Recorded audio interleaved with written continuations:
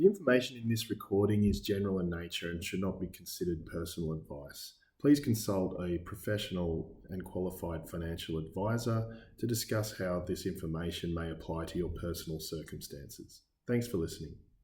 Hi, Dane here from Own Financial Planning, and joining me today is Tom Wickenden, investment strategist with Betashares. So, Tom, many of our audience will be familiar with the Aussie banks, and today we're going to talk about the financial sector. Are you able to tell me broadly what are the components of companies that make up Aussie Financials? Yeah, of course, Dane. So, look, most Australian investors will be quite familiar with the big four Australian banks, and they do make up quite a sizable portion of the Australian financial market. But beyond just those big four banks, we also have a very high quality international bank in Macquarie and a number of regional banks as well, like the Bank of Queensland, for example. Beyond just diversified banks, we also have a number of financial services companies as well as insurers within the financial sector. Yeah, thanks. And I guess just closing off the books on the 2024 financial year, it's been a cracking year for Aussie Financials. What have been the main drivers of performance? Yeah, cracking could be an understatement, actually. To the 6 months to the end of the financial year, the Australian financial sector has made up over 100% of the ASX's returns.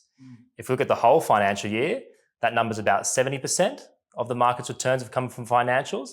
And we've actually seen over that 12-month period, the Australian financial sector outperform the US's S&P 500. So quite remarkable.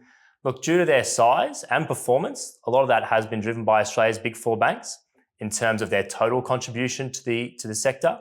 But they weren't the top performers on a total return basis. We saw a few financial service companies and financial or fund management companies like GQG Partners and Pinnacle actually have the highest total returns. But as I mentioned, it was really strength in the big four that drove the sector as a whole due to their bigger weight. Great, and that was 2024 financial year. What do you see as the outlook for the next year or so for financials? Yeah, so despite that very strong rally in Australian financials, it's fair to say the market will still be looking quite eagerly on the upcoming earnings season in August. A lot of that performance for the banks probably came on the back of a situation that was not as bad as feared. We saw interest rates obviously increase, net interest margins didn't get too badly impacted. We didn't see this huge amount of delinquencies that was expected from the Australian variable mortgage rate cliff. So that was better than expected. Looking forward, we probably want to see some positive growth.